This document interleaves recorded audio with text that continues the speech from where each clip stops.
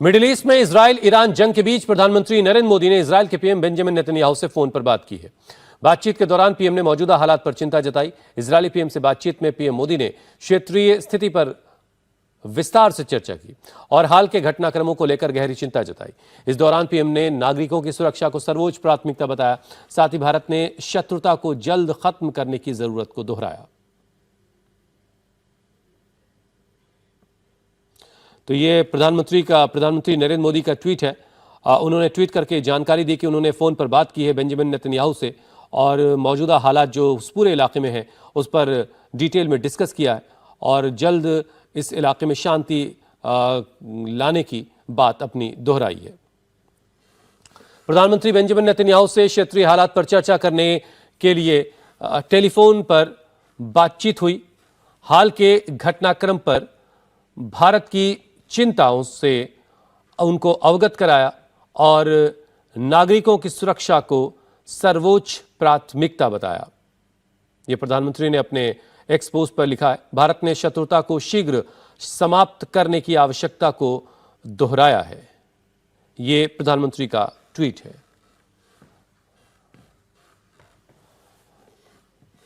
तो प्रधानमंत्री नरेंद्र मोदी ने एक्स पोस्ट के जरिए यह जानकारी दी दुनिया को कि उन्होंने बेंजामिन नेतन्याहू से फोन पर बात की और मौजूदा हालात पर गंभीर चर्चा हुई है। पीएम मोदी ने इजरायली प्रधानमंत्री नेतन्याहू से बात की।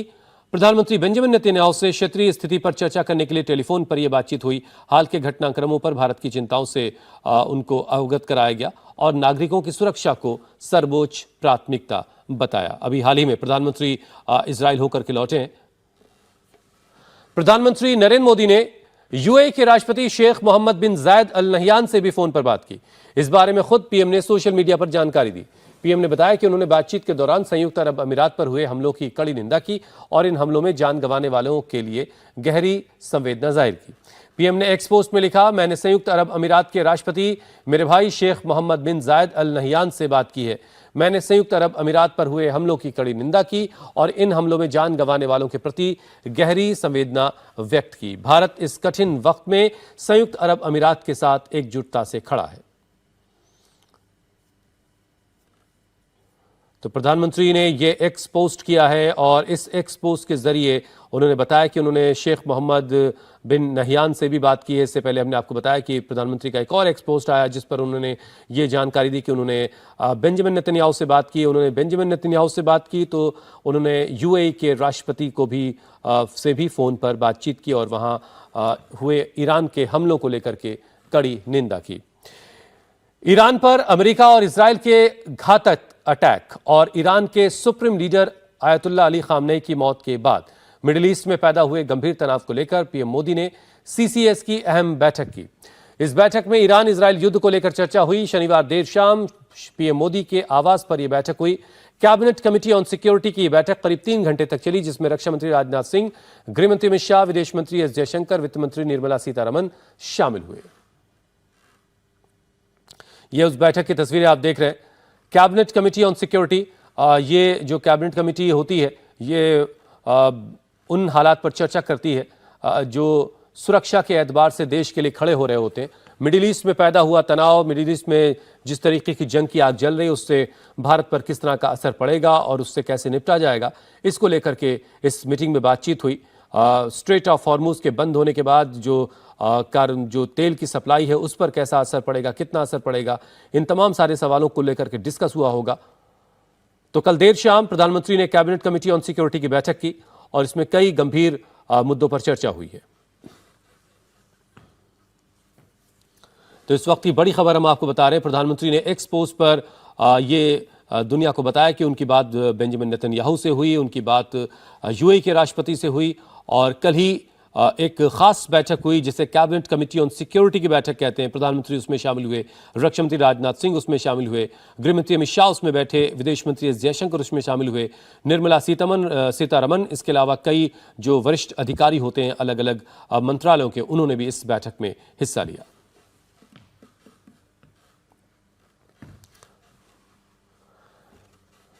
इजरायल ने तेहरान पर हमले तेज कर दिए हैं। 100 से ज्यादा फाइटर जेट ने यह हमला किया। ईरानी सरकार के हेडक्वार्टर पर हमला हुआ है। ईरानी सरकार के इंफ्रास्ट्रक्चर को भारी नुकसान की खबर है। तो 100 से ज्यादा फाइटर जेट ने ये हमला किया है। पहले दिन जो पहला हमला हुआ ईरानी वक्त के मुताबिक करीब सुबह के 9:30 बजे थे, जब 200 के आसपास फाइटर जेट्स ने ईरान में घुस करके ईरान के कई सारे शहरों को टारगेट किया और उसमें तेहरान का खामनेई कंपाउंड भी था, जिसमें खामनेई और उनके परिवार के कई लोगों की जानें गईं। इसके अलावा कई टॉप मिलिट्री कमांडर्स और भी कई सारे लोगों की जानें उस वक्त गई थी।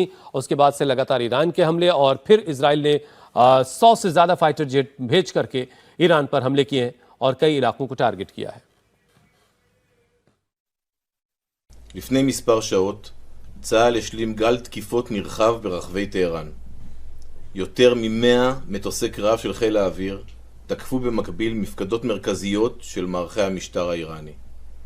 אלו תקיפות משמעותיות ועוצמתיות, בהכוונה מודיעינית מדויקת, שאפשרו לנו לפגוע במפקדות משטר הטרור. אנחנו עוד לא בשתי יממות למבצע.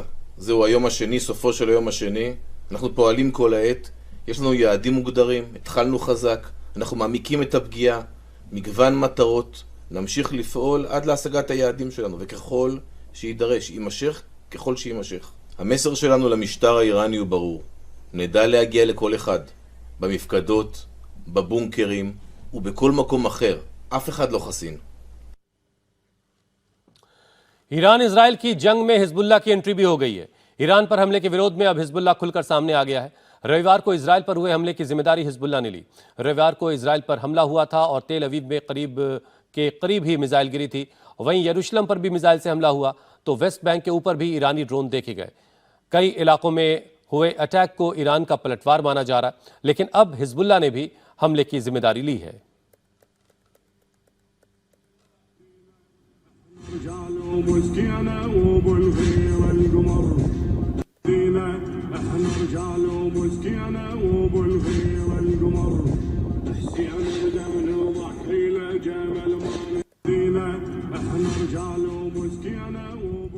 तो ईरान इजराइल युद्ध में अब हिजबुल्लाह की भी एंट्री हो चुकी है।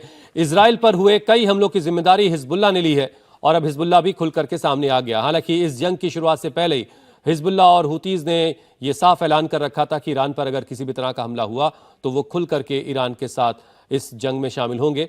हिजबुल्लाह ने इजराइल पर कई हमले किए हैं। हालांकि इस बीच इससे पहले भी लेबनान पर इजराइल की तरफ से कई टारगेट किए जाते रहे। कई इंस्टॉलेशन को हिट किया इजराइल ने भी और इजराइल में अब तेल अवीव और कई और जगहों पर हिजबुल्लाह ने भी रॉकेट दागे हैं। तो इस वक्त की बड़ी खबर हम आपको लगातार बता रहे हैं। ईरान इजराइल युद्ध के बीच अब हिजबुल्लाह की भी एंट्री हो गई है। इस बीच एक और बड़ी खबर आपको बता दें, बहरीन में अमेरिकी नौसेना के बेस पर हमला हुआ है। बहरीन के सलमान पोर्ट के करीब यह हमला हुआ है। बहरीन में यूएस नौसेना का बेस है और वो बेस आग की लपटों से घिरता हुआ दिखाई दिया। बहरीन के इंटीरियर मिनिस्ट्री की तरफ से बताया गया कि ईरान ने मैरीटाइम फैसिलिटी को टारगेट किया है। सिविल डिफेंस की टीम अब आग पर काबू पाने में लगी है। बहरीन की तरफ से बताया गया कि मिसाइल के इंटरसेप्ट करने के बाद जो उसका मलबा गिरा उसकी चपेट में आने से एक शख्स की मौत हुई है। हालांकि अभी ये साफ नहीं कि मरने वाला कोई नागरिक है या फिर सैनिक।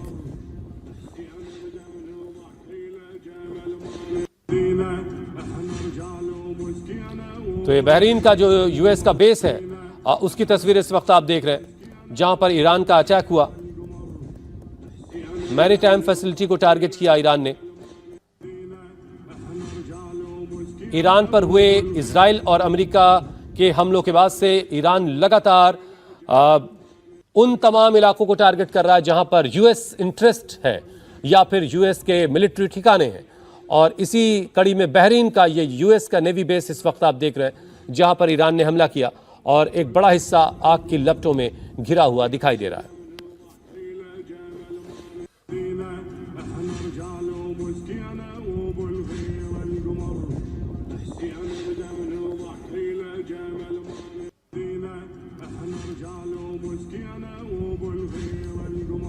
यूएस, इजराइल और ईरान के बीच जारी जंग का असर ऑयल मार्केट पर पड़ने लगा है।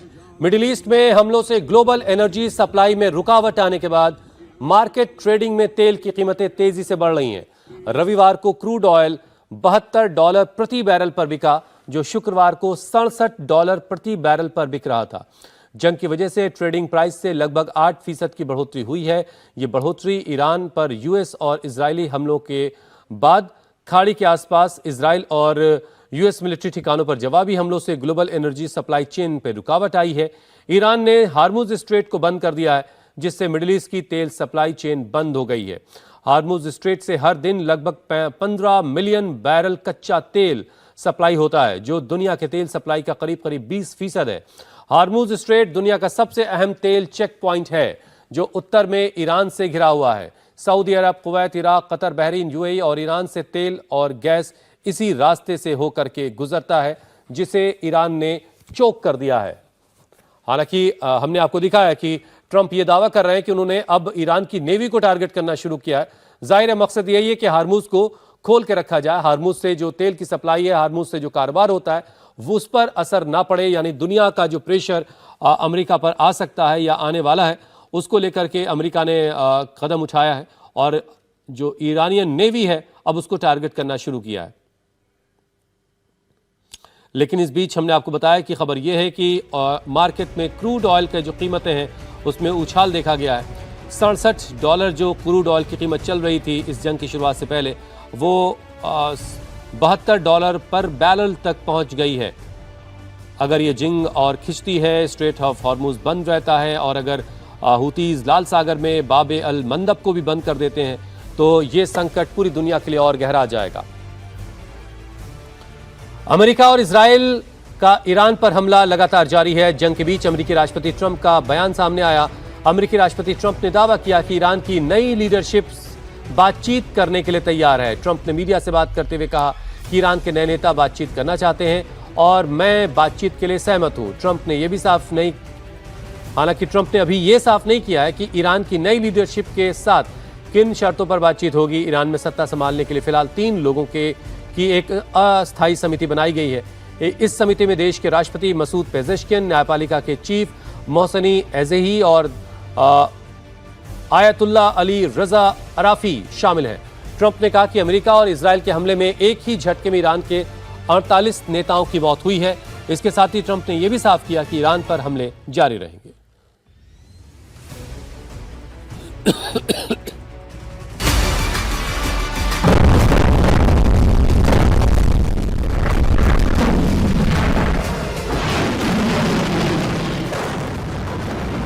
अमेरिका और इजराइल ने ईरान पर अब तक का सबसे जबरदस्त अटैक किया है।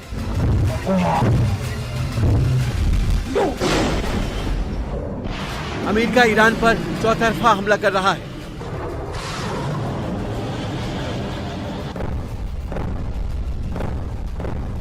Iran's formerly supreme leader, Ayatollah Khamenei, is dead.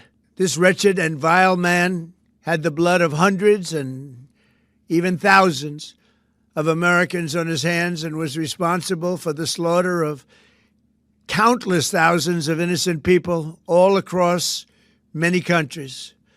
Last night, all over Iran, the voices of the Iranian people could be heard cheering and celebrating in the streets when his death was announced.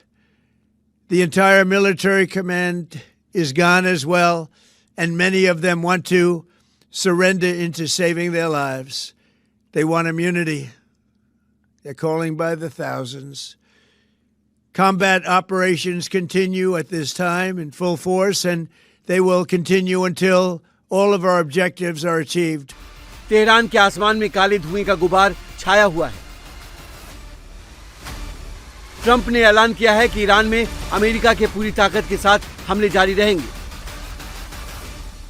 Over the past 36 hours, the United States and its partners have launched Operation Epic Fury, one of the largest, most complex, most overwhelming military offensives the world has ever seen. Nobody's seen anything like it. हमले में Iran के supreme commander ayatollah Khamenei समेत 15 से ज्यादा top commander मारे जा चुके हैं। इजराइल ने एक झटके में हमास, हिजबुल्लाह, हुथी की ईरान में मौजूद कमांडरों को खत्म कर दिया है। इजराइल ने तेहरान पर भीषण हमला करके ईरान को घुटने पर ला दिया है।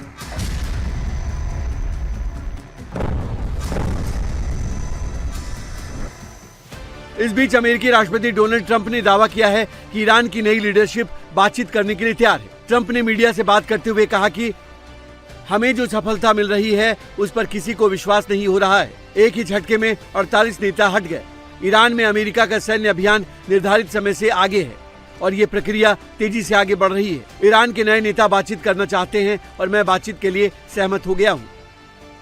ट्रंप ने अभी ये साफ नहीं किया है कि ईरान की नई लीडरशिप के साथ किन शर्तों पर बात होगी। ईरान में सत्ता संभालने के लिए फिलहाल 3 लोगों की एक अस्थायी समिति बनाई गई है। इस समिति में देश के राष्ट्रपति मसूद पजश्कियान, न्यायपालिका के प्रमुख मोहसेनी एजेही और धर्मगुरु अली राजा अराफी शामिल हैं।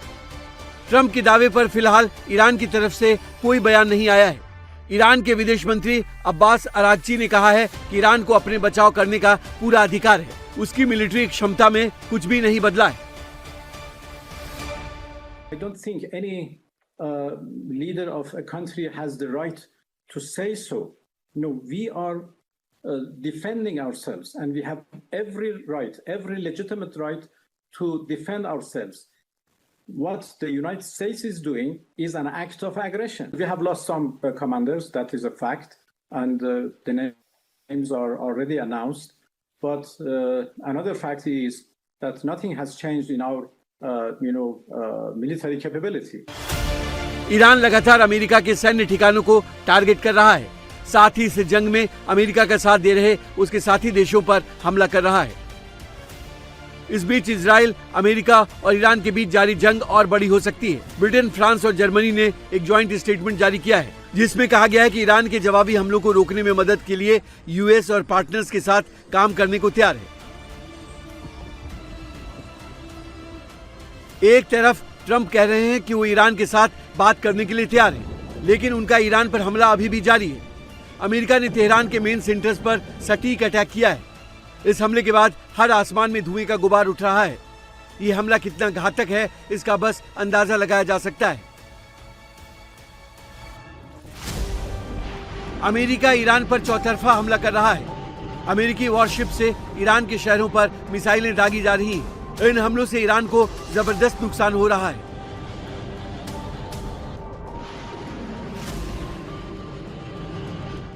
वहीं इजराइल अभी जंग रोकने के पक्ष में नहीं दिख रहा है।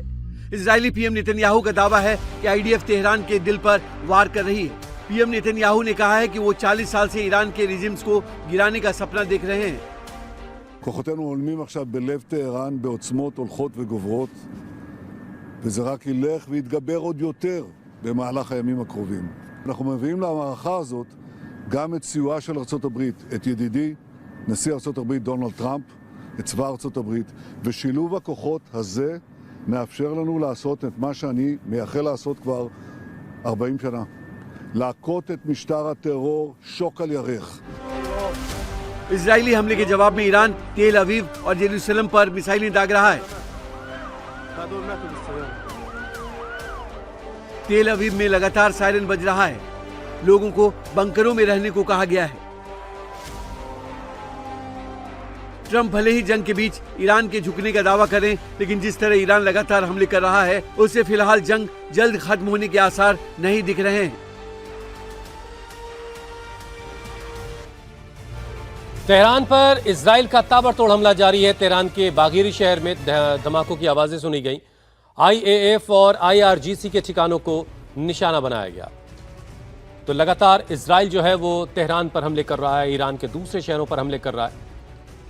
तो ईरान की तरफ से भी लगातार पलटवार हो रहा है। मतलब ये जंग अभी और कितनी खींचेगी, कितनी लंबी चलेगी, ये कहना मुश्किल है। लेकिन ईरान को बड़ा नुकसान हुआ है, तो ईरान ने भी उस पूरे रीजन में बड़े पैमाने पर हमले किए हैं और अमेरिकन मिलिट्री इंस्टॉलेशन, अमेरिकी इंटरेस्ट की जगहों को टारगेट किया है, इजराइल के अलग अलग शहरों को टारगेट किया है।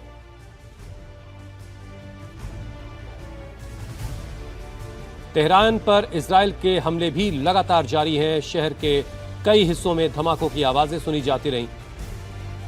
आसमान में मिसाइलों की रोशनी से आसमान जगमगाते रहे और जंगी सायरन की आवाज पूरे शहर में गूंजती रही।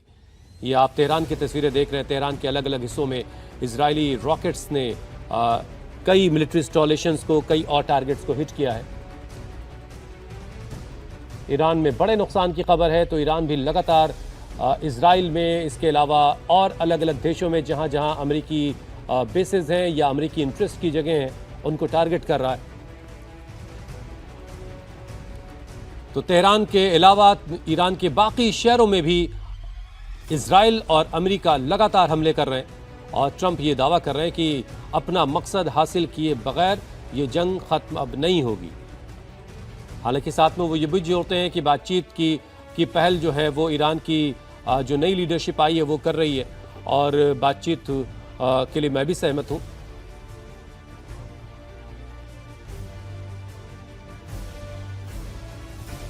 इस बीच ईरान में इंटरनेट ठप है, इंटरनेट बंद है।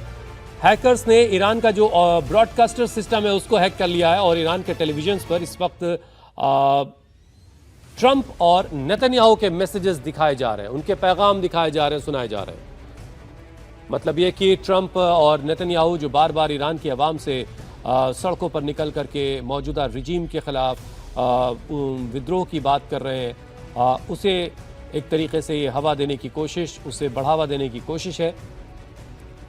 लेकिन इस बीच जंग भी लगातार जारी है। ईरान की तरफ से भी बार बार ये बात कही जा रही है कि हमले जारी रहेंगे और अभी हमले और घातक किए जाएंगे। मतलब ये कि अभी जिस तरह की मिसाइलों का इस्तेमाल ईरान की तरफ से किया जा रहा है वो अभी उतनी घातक मिसाइलें नहीं है, वो उतनी पेलोड वाली मिसाइलें नहीं है। तो इजराइल का हमला भी तेहरान पर लगातार जारी है। इजराइल ने फिर से तेहरान पर हमले तेज कर दिए हैं।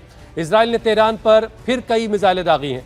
इजराइल और अमेरिकी हमले के खिलाफ तेहरान की सड़कों पर एक बार फिर से लोगों का हुजूम देखा गया। दोनों देशों के खिलाफ जमकर लोगों ने नारेबाजी की और ये प्रदर्शन ईरान के कई शहरों में देखा गया। तो इस वक्त की बड़ी खबर हम आपको बता रहे हैं, IRGC और जो ईरानी एयरफोर्स के जो ठिकाने हैं उनको इजराइल टारगेट कर रहा है।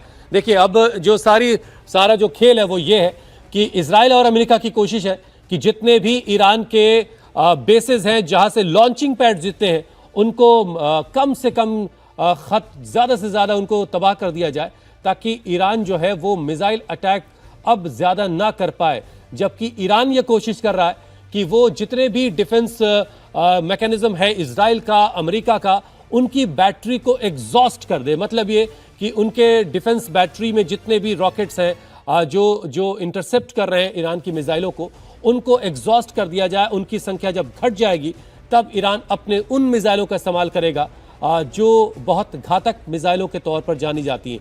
ये जाहिर है इस वॉर स्ट्रैटेजी है और इसी के तहत दोनों तरफ से हमले हो रहे हैं। ईरान पर लगातार हमले अमेरिका और इजराइल की तरफ से किए जा रहे हैं। कोशिश ये है कि उन तमाम लॉन्चिंग पैड्स को, उन तमाम ठिकानों को तबाह कर दिया जाए जहां पर ईरान ने अपनी मिसाइलों को रखा है। तो ईरान भी लगातार इस कोशिश में है कि पूरा डिफेंस सिस्टम एग्जॉस्ट कर दिया जाए इजराइल का और अमेरिका का। इधर इजराइल ने लेबनान पर हमला कर दिया है। उत्तरी इजराइल की तरफ से हिजबुल्लाह के कई ठिकानों पर गोलीबारी की जा रही है। इजराइल का कहना है कि हिजबुल्लाह ईरानी शासन के इशारे पर काम कर रहा है। इजराइल का कहना है कि हिजबुल्लाह इजरायली नागरिकों पर गोलीबारी कर रहा है। हिजबुल्लाह से निपटने के लिए IDF के सैनिकों ने रोरिंग लॉयन ऑपरेशन के तहत ही इस हालात से निपटने की तैयारी कर रखी है और अब हिजबुल्लाह को भी टारगेट करके इजराइल हमले कर रहा है। तो ये बड़ी खबर इस वक्त की हम आपको बता रहे हैं। रोरिंग लॉयन और एपिक फ्यूरी नाम दिया है अमेरिका ने, जबकि फातह खैबर नाम दिया गया ईरान की तरफ से। अलग अलग ऑपरेशंस को अलग अलग देशों ने अपने नाम दिए हैं। लेबनान से जो हमले हो रहे हैं हिजबुल्लाह की तरफ से, उसे टारगेट करके अब इजराइल ने हमले शुरू कर दिए हैं। तो कम से कम 3 फ्रंट से इजराइल को भी मुश्किलों का सामना करना पड़ रहा है। एक तरफ हिजबुल्लाह, हुतीज और ईरान तो लगातार ताबड़तोड़ हमले कर ही रहा है। तो अब लेबनान पर भी रोरिंग लॉयन ऑपरेशन के तहत हमले शुरू कर दिए इजराइल ने। हिजबुल्लाह के कई ठिकानों को टारगेट किया गया इजराइल की तरफ से। इजराइल ने ईरान के स्टेट टीवी दफ्तर पर भी हमला किया। तेहरान के स्टेट रेडियो हेडक्वार्टर पर भी अटैक किया गया। ये सारी कोशिश जंग के दौरान आमतौर से इसीलिए की जाती है कि जो लीडरशिप है उसका कनेक्ट आवाम के साथ कट जाए। और ईरानी स्टेट टीवी और ईरानी रेडियो का जो हेडक्वार्टर है उस पर भी इजराइल ने हमला किया है। ये तेहरान की आसमानों में धुएं का गुबार इस वक्त आप देख पा रहे हैं।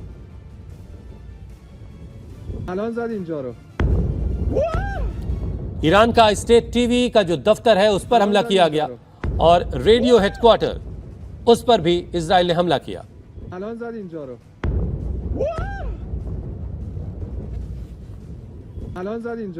ईरानी डिफेंस सिस्टम पर लगातार हमले जारी हैं। तेहरान में आईडीएफ एयरफोर्स पर लगातार हमले हो रहे हैं। ईरानी डिफेंस फोर्स और ईरानी डिफेंस सिस्टम को नाकाम कर दिया गया है लगभग और कोशिश यही है कि उन तमाम इंस्टॉलेशन को तबाह किया जा सके जहां से ईरान लगातार हमले कर रहा है, लगातार रॉकेट दाग रहा है, लगातार ड्रोन से हमले कर रहा है। उन लॉन्चिंग पैड्स को तबाह करना चाहता है अमेरिका और इजराइल, जबकि ईरान भी लगातार पलटवार कर रहा है और इजराइल समेत UAE, Bahrain, Qatar, Oman, Saudi Arab, इन तमाम देशों में जो अमेरिकी इंस्टॉलेशंस हैं उनको टारगेट किया जा रहा है ईरान की तरफ से। और ये ईरानी डिफेंस फोर्स का एक इंस्टॉलेशन जिस पर इजराइल ने हमला किया और उसे तबाह कर दिया।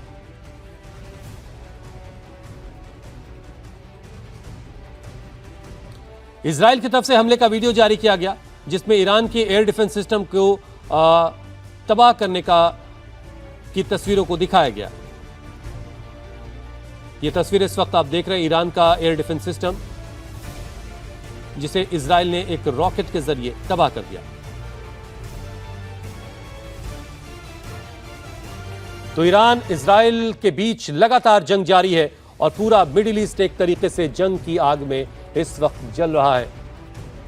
ये जंग कब खत्म होगी, कब जंग के शोले ठंडे होंगे, इस सवाल का जवाब वक्त ही देगा। लेकिन जब आप सो रहे थे उस वक्त भी लगातार इंडिया टीवी पर यह कवरेज जारी थी और हम पल पल के अपडेट आप तक पहुंचा रहे थे। बड़े संख्या में भारतीय इस पूरे रीजन में रहते हैं और उनकी सुरक्षा हमारी सर्वोच्च प्राथमिकता है। हमारे प्रधानमंत्री ने साफ ये बात कही है। बगदाद में प्रदर्शनकारियों की हिंसक झड़प हुई है। सुरक्षा बलों और प्रदर्शनकारियों के बीच ये झड़प हुई और बगदाद का जो ग्रीन जोन है उसके पास ये झड़प हुई है। जो अमेरिकन एम्बेसी है उसको प्रदर्शनकारियों ने घेर लिया, वहां तक लोग पहुंच गए थे और इस दौरान जो सिक्योरिटी फोर्सेस थी उनके साथ प्रदर्शनकारियों की झड़पें हुई।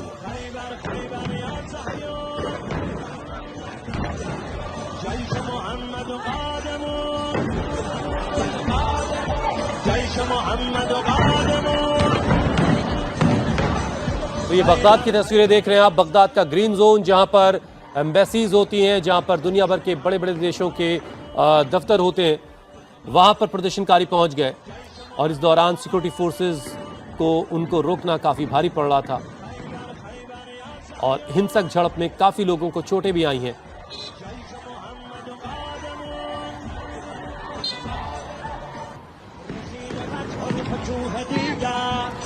इराक में अमेरिका का इरबिल एयरबेस है, इसके अलावा कई और इंस्टॉलेशन भी अमेरिका के हैं इराक में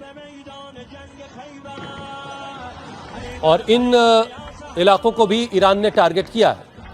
अमेरिका और इजराइल के हमले में supreme leader Ayatollah Ali Khamenei की मौत के बाद ईरान में तेजी से हालात बदल रहे हैं। खामनेई के जाने के बाद अंतरिम लीडरशिप काउंसिल की पहली मीटिंग हुई। ईरानी मीडिया ने इस बैठक की फोटो जारी की है।